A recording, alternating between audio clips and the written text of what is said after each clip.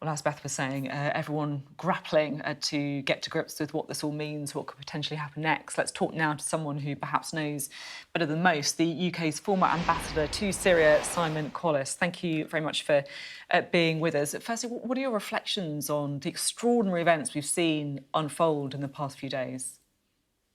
It's been incredibly quick. It's happened so fast as we were hearing. I think a lot of people who were following Libya closely knew that the regime was hollowing out, that it had become there was like a husk, but it would have been impossible to predict how quickly it would collapse once it did. It's how people go bankrupt, isn't it? It's what they say about that. It happens two ways: slowly, then fast.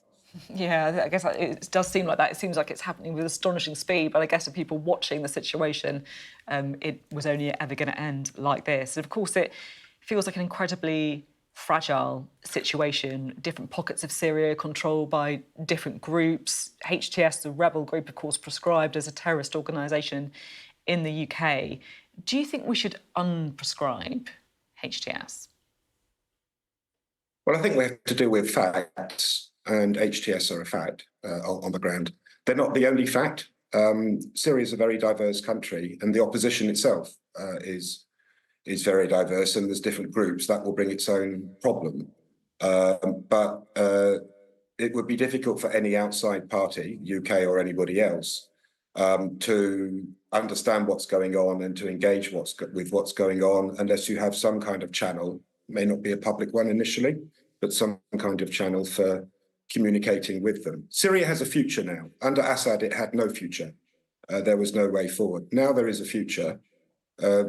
We don't know whether that's going to be on the positive side or whether there's going to be more instability and problems. And to understand which way the wind is blowing and to do what we can to nudge things in the right direction. What about protection of the rights of women, minorities, that kind of thing? You have to talk to people about that. And HTS have been talking to their own communities inside Syria. Jolani, the leader, has sent messages to the Kurds, the Christians, the Alawites. He's also done some outward-facing communication, trying to reassure people that he's not the jihadi that everybody thought he was, or that he no longer is that. He talked about being on a personal journey in one of those interviews. But if he has a nationalist focus and if he's able to work with others, then it may be possible to find a way forward. And I think it's very much in our interest to understand that and to do what we can at the margin to shape it, even if it must inevitably be led by the Syrians themselves. It's interesting you say that the leader's been he's saying he's been on a personal journey. Do you think we should believe him? It's what he said, right? We don't know until we see what happens, whether that is just tactical or whether it was authentic. I think it will be important to test that and to give some indication, not talking about conditionality necessarily, but to give some kind of indication of what are the sort of things that we will be looking for and to talk to others. There should not be any kind of exclusivity here. There was some news this evening that he's appointed a transitional prime minister, and already some people in some voices in Syria are sort of saying, well, who are you to make that appointment? We're not transitioning from one authoritarian leader to another. It's going to be difficult, and no doubt there will be some missteps, and it will be quite a noisy dialogue, knowing the Syrians. But there is now an opportunity of a kind that there was not previously. Given that opportunity, should the UK be lifting sanctions on Syria? So the sanctions were on Syria because of the regime. That regime has gone. So that the implications of that need to be worked through. There were separate measures because of the prescription of HTS on HTS as an organisation, a terrorist organisation, and on its leaders, including, I think, Jolani. Certainly in some countries, he is the object of direct measures.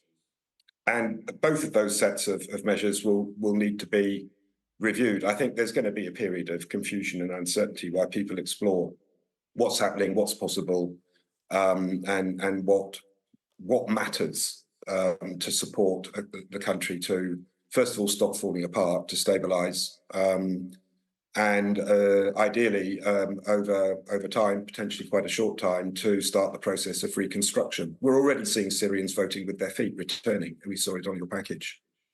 I think the other thing that I was keen to talk to you about as well is the kind of global picture, because as you say, the fall was astonishingly fast, even though it was also a long time coming at the same time. What does it say about the strength of Assad backers like Iran and Russia? Yeah, the big loser is Iran of the regional players, without a doubt. Syria was their land bridge to supply missiles and other equipment to Hezbollah, which they've been doing over the years since the second Israel-Lebanon war back in the mid-2000s. So that's gone, and it's a result of, clearly the weakening of Iran's proxy network with Hamas, with Hezbollah, weaker, not disappeared. Now the regime fallen. This is very significant. Russia also, I guess, is a loser. The Obama administration's decision not to intervene, which you referred to earlier, and which, as you rightly said, not doing things sometimes has consequences as well as what you do. One of those consequences was to allow Russia back into the region for the first time in a generation. We don't know whether they will be able to retain the seaport that they have in Tartus or the airbase that they have near there. I think the current HTS and the current setup in Syria will have to decide quite quickly what they're going to do about that, whether they go along with it or whether they start looking for an exit. It's very fluid. Yeah, it certainly is. Thank you very much for at least trying to explain some of the things that are going on. We appreciate your time. Thank you. You're very welcome.